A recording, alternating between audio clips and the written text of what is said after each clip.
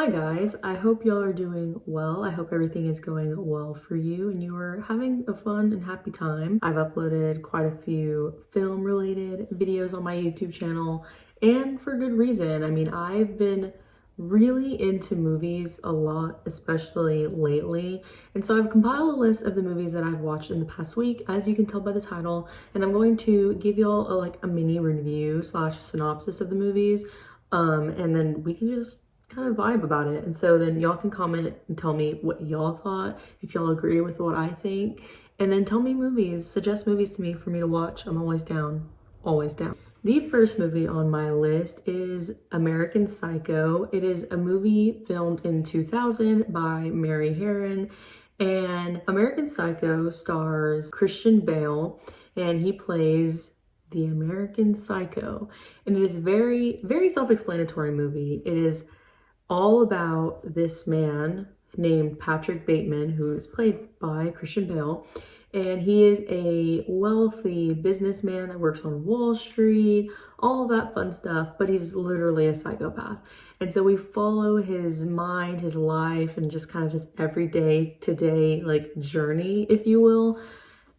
It's wild. It's wild. It's crazy. He's a psychopath. What more can I say? It's really, that's what he is. But this movie, the way Mary Harron directs it and has the actors just kind of you really follow what's going on in their minds and why they act the way that they act. Very much yuppie culture from the 80s and 90s, very much like Donald Trump-esque type behavior on Wall Street, all that. And it's very fascinating to see, especially if you weren't alive during that time, because you're like, really, these people were like this? It's insane.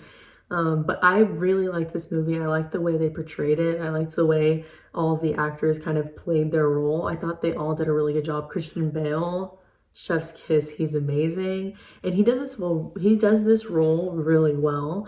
And it's a really good movie. If you haven't seen it, go watch it. It's a bit graphic, but really comedic, really interesting, and it's a good watch. Next on my list is Citizen Kane, a film from 1941 directed by Orson Welles. Orson Welles is actually also the main actor in this movie. Now, this movie is very, very highly regarded. Very much, I think I described it in my TikTok as a boomer movie, which that's what it is. Very much kind of what life in America was like back then, what people valued back then. So I can definitely understand why a lot of people think it's not that great, especially now. But the reason it's so highly regarded and called, sometimes some people call it the best movie ever made, greatest movie ever made, is because of when it came out, 1941, this was a really groundbreaking movie. Not a lot of people were doing movies or creating movies like this on American culture, as well as Orson Welles did it. So Orson Welles was originally a theater actor. He worked in Broadway, and this was his first major movie at all, ever. And so the fact that he also directed it while also starring in it, and the acting was impeccable, is actually really groundbreaking. The cinematography, there was a fourth wall break in the movie, and I started freaking out because I was oh my god, I didn't know movies from back then had those, which is really cool. But very good movie. It follows Orson Welles, and he plays Citizen Kane, Charles Kane. And basically he's a newspaper editor, writer. He owns the New York Enquirer. And so it's kind of following his life. And really the premise of the movie is that he says he wants success. He has these women, he has, these wives, these really pretty wives and all this stuff. But really he just projects himself onto other people because his childhood wasn't that great. And he misses the love that he never received. And so I think it's a really mentally engaging movie, and there's a lot of dialogue, less action, more dialogue, but I think it's really good. And for the time that it came out, I think it does so well, especially considering this was his first movie. So I definitely recommend it. Check it out. It's a little bit slower, but I think if you're into those type of dialogue movies, you'll definitely like this. Next up, we have Carnage, a 2011 film by Roman Polanski, one of the greats. And this movie I originally got turned on to because Christoph Waltz is in it, and I saw Christoph Waltz and he's in Django Unchained, and he's in Inglourious Bastards, which are both by Quentin Tarantino. And I like am obsessed with his acting style and the way he acts. I think he's so good. And so I was like, oh my God, like he's in this movie, I should watch it. And it's only like a little bit over an hour long. So I checked it out, y'all. This movie is amazing. I really, really enjoyed it. I like thoroughly the entire time. I was just so enthralled. And considering it was only like an hour long, that's really crazy. Like to be, I guess, to be so immersed into it and never even feel like it's way too short or way too long or anything like that. So essentially what the plot of the movie is that these two couples, so two separate couples, one is Christoph Waltz and Kate Winslet, and then the other is Jodie Foster and John C. Reilly. Now those two couples have kids, and those kids got into a fight at Central Park. It takes place in New York City. And so they have to come together as rational adults and have a conversation about what they're going to do, considering their kids just basically annihilated each other. Well, one of the kids, Kate Winslet and Christoph Waltz's kid, swung a stick at the other kid and knocked his teeth out. So that's the premise of the movie. And they have to come together and just talk about what they're going to do to kind of have their kids make up, you know. And so they end up going over to Jodie Foster and John C. Reilly's home. It's a one-room movie, and so it takes place in their New York City apartment, and that's it.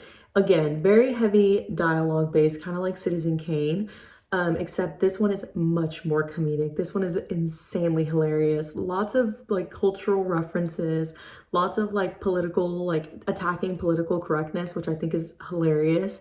And just the discussion back and forth between these rational adults who end up losing their minds by the end of the movie, I think is so funny to me. And it's just a really fun watch. It really goes by really at a good pace and you feel enthralled with the movie. I definitely recommend. I love this movie, and the acting, impeccable.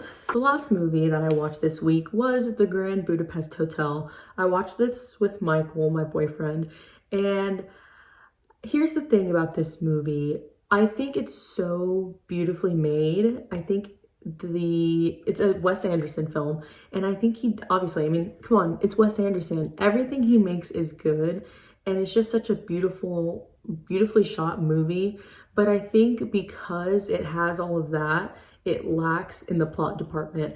I thought it was just okay. Like, I wasn't super excited about it. I didn't hate it by any means, but I was just like, yeah, this is a really pretty film, but what else? So what the plot is supposed to be is this lobby boy, who ends up, first when we meet him, he is a grown man and he owns the Grand Budapest Hotel. He meets this other man that's there and ends up kind of like taking him through his story of how he ended up getting the Grand Budapest Hotel, which is this whole long story, and that's the entire movie. And so it's not very like deep or anything like that, but it's cute. I mean, it's a cute film. It's not something I would want to like watch again just because I wasn't really that into it. But I would love to hear, like, I know a lot of people love this film and say this is Wes Anderson's best film. So if you think that, let me know like kind of what it is that really draws you into it, because I would be down to watch it again and kind of like see if I have a differing opinion. But for me, not really my thing. I just thought it was okay. I thought it was really pretty and really beautiful, but that was about it. So guys, those were the movies I watched this week. I think tonight I might watch The Shining in honor of Jack Nicholson's birthday. That's kind of the vibe I'm feeling. And so I've never seen this film, so I'm really excited to finally watch it. Other than that, let me know other films that I should watch. I have a list, an ongoing list on my phone of movies that I want to watch, and I'm down to just keep adding. If you ever want to talk about movies or tell me your favorite movies or movies you don't think are that good, literally just hit me up. All of my socials are down below. I love talking about movies and I will never say no. So other than that, I hope y'all have a fantastic rest of your day. I hope you enjoy this next week, and I will see y'all again next Friday with another video. I love y'all.